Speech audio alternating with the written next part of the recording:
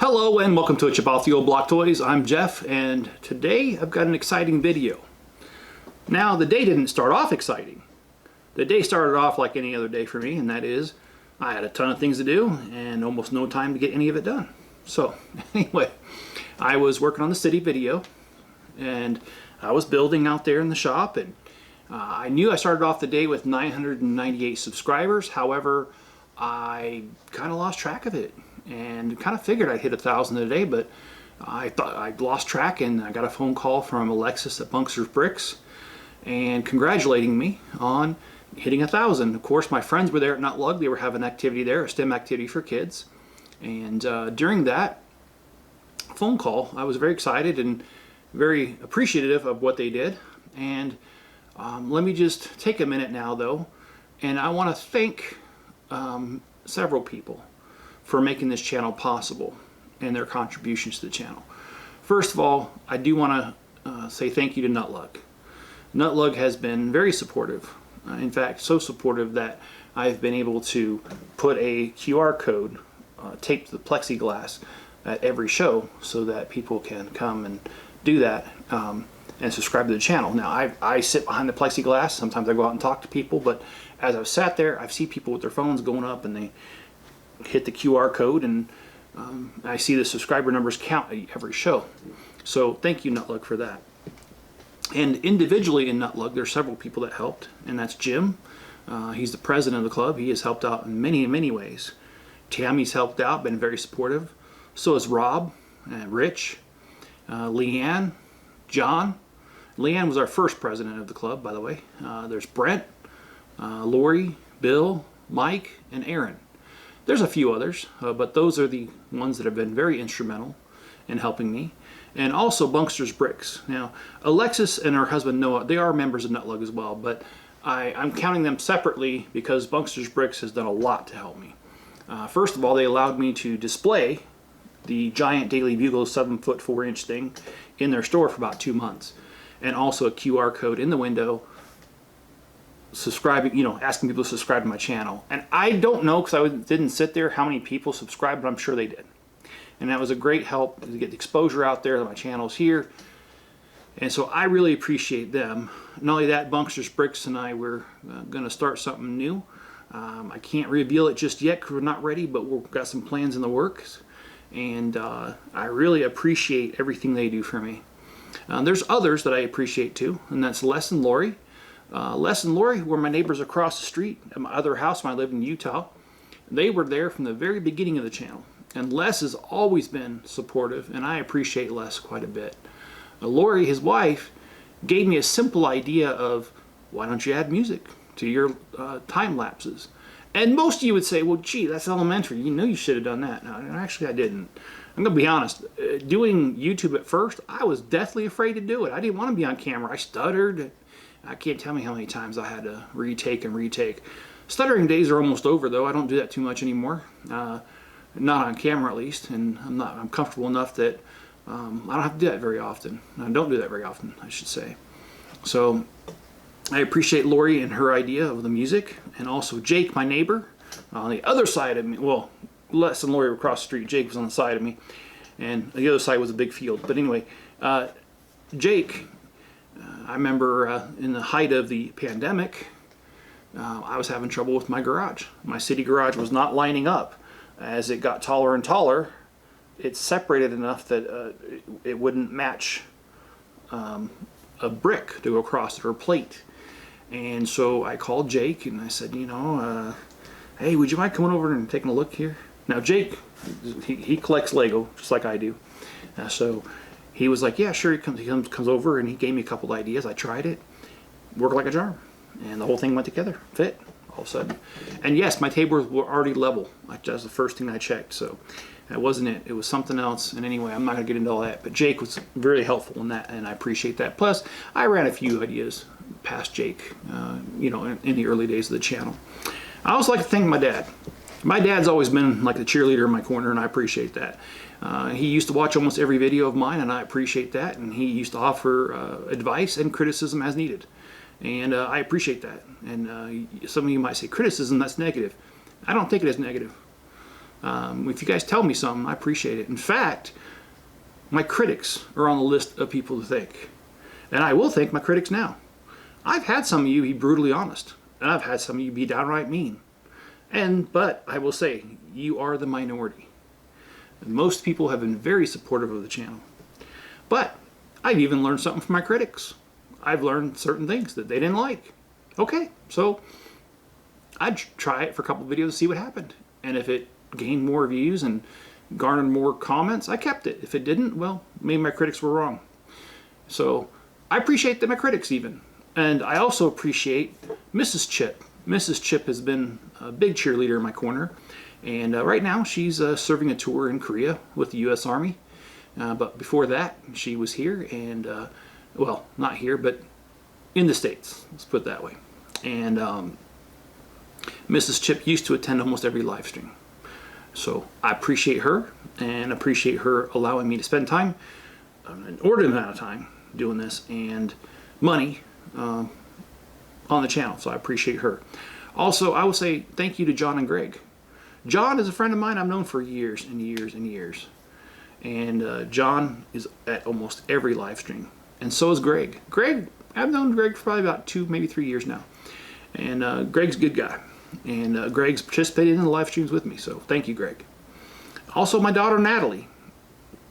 My daughter, Natalie, watched my channel.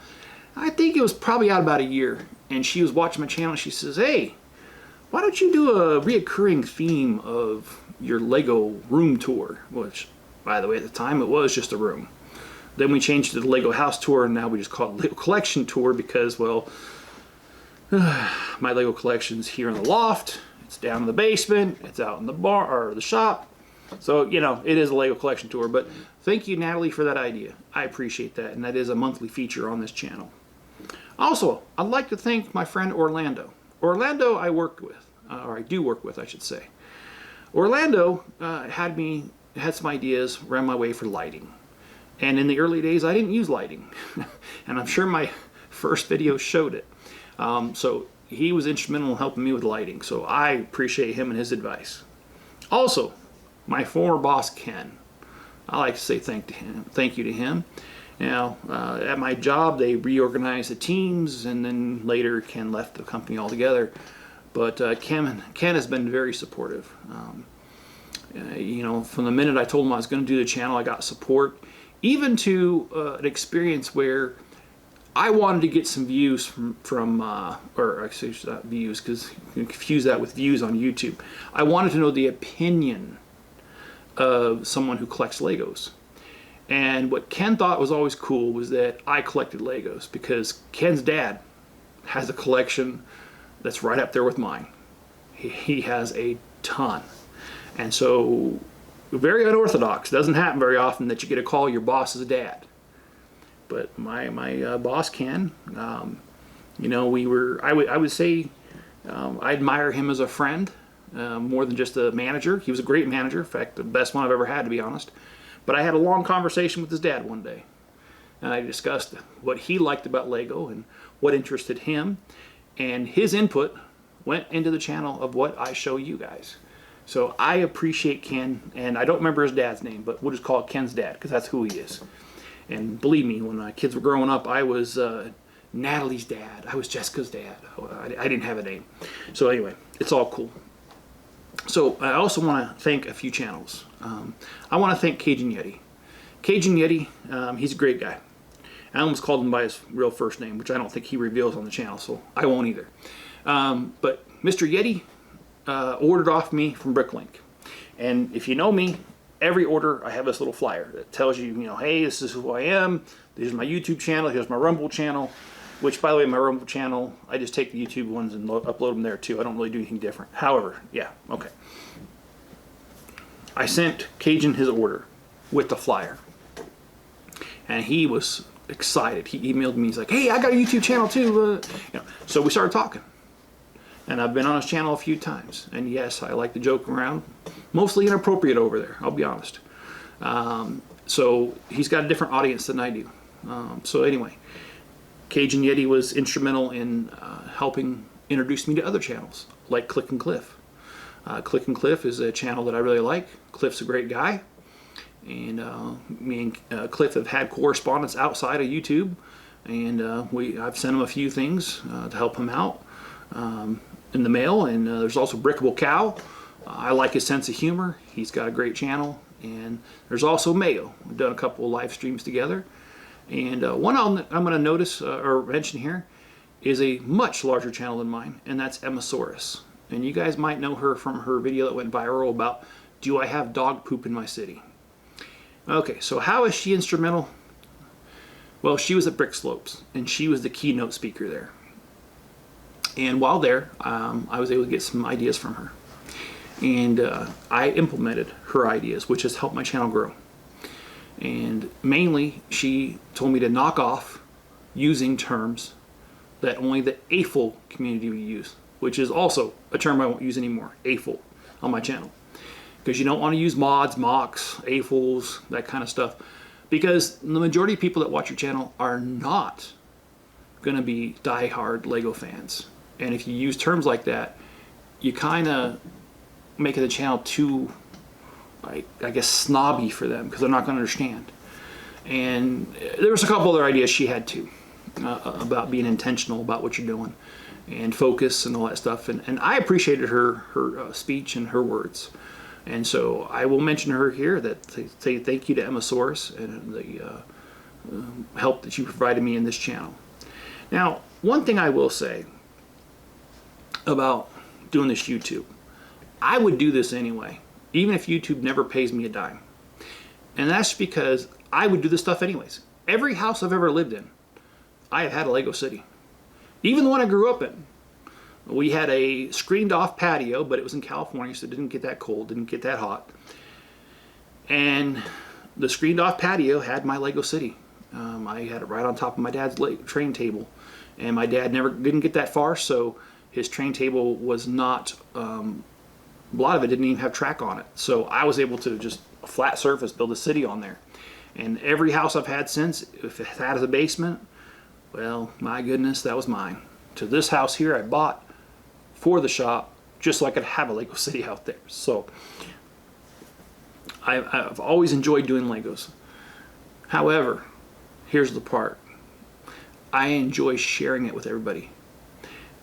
The friendships I've made and the ideas and just watching the evolution of my building techniques, and it's really been a lot of fun.